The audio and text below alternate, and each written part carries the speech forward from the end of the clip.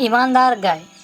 ایک گاؤں میں ایک گائے رہا کرتی تھی۔ وہ نہایت ہی اچھے مزاج کی تھی، دیگر حیوانات کے ساتھ کبھی جھگڑا نہیں کرتی تھی، ہمیشہ ایمانداری کے ساتھ رہا کرتی تھی۔ ایک دن وہ تنہا چارہ چر رہی تھی، تبھی اچانک ایک خطرناک شیر کی نظر اس گائے پر پڑی۔ موٹی تازی گائے کو دیکھ کر شیر کے منہ میں پانی آ گیا۔ شیر کافی بھوکا بھی تھا، ایک دم سے گائے پر حملہ کرنے کے لیے آگے بڑھا۔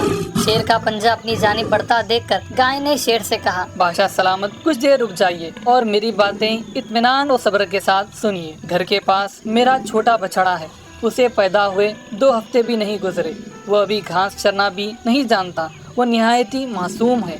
میں چارے کے لیے جب بھی نکلتی ہوں وہ میرے واپس آنے کا بے صبری سے انتظار کرتا ہے۔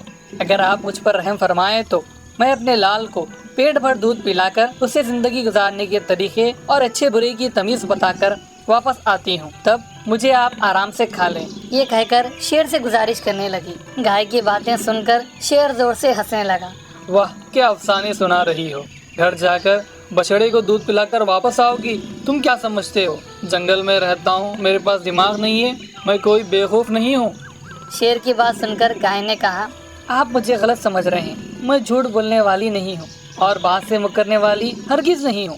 یہ حقیقت ہے، ہر کسی کو اچانک موت کا سامنا کرنا ہے۔ میں سمجھوں گی میری موت کا وقت ابھی آ چکا ہے۔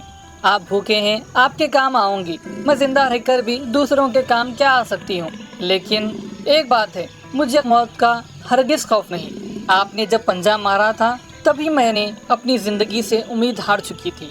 آپ میرے معصوم بچڑے کے بارے میں کچھ غور فرمائیں، وہ میرا انتظار کر رہا ہوگا۔ کل سے اسے اپنی زندگی خود جینا ہے۔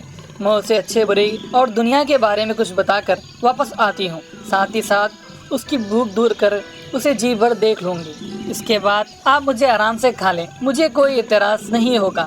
یہ ساری باتیں گائے نے پوری ایمانداری کے ساتھ شیر کے سامنے رکھی۔ شیر کہنے لگا، انسانوں میں گھومنے پھرنے والی جانور ہو تم، تمہاری باتوں پر کیسے یقین کروں؟ لیکن پھر بھی ٹھیک ہے، تم نے میرے سامنے گزارش کی ہے تو میں تمہیں ایک موقع دیتا ہوں۔ گاؤں میں رہنے والے تم جیسے جانوروں میں کتنی سچائی اور ایمانداری ہوتی ہے یہ میں بھی دیکھوں گا۔ چلو جاؤ اور جا کر واپس آؤ۔ گائے جلدی جلدی گھر واپس گئی۔ بچڑے کو پیٹ بھر دودھ پلا کر اس کے جسم کو محبت بھری نگاہوں سے چومنے لگی اور درد بھری آنکھوں سے گائے نے بچڑے سے کہا، میرے پیارے، اچھی زندگی گزارنا، سب سے محبت اور پیار سے پیش آنا اور ساتھیوں سے دوستی رکھنا، اپنی بات پر قائم رکھنا اور کسی بھی صورت میں جھوٹ ہرگز مت بولنا، اچھے برتاؤ سے نیک کماؤ۔ یہ سب نصیحت کرنے کے بعد دل پر پتھر لیے جنگل کی جانب بڑھنے لگی۔ شیر بے صبری سے گائے کا انتظار کر رہا تھا۔ گائے کو واپس اپنی جانب آتا دیکھ شیر تعجب سے حیرت میں پڑ گیا۔ واہ، کیا بات ہے! یہ گائے کتنی ایماندار ہے، معاہدے کے مطابق میری بھوک مٹانے کے لیے واپس آ رہی ہے۔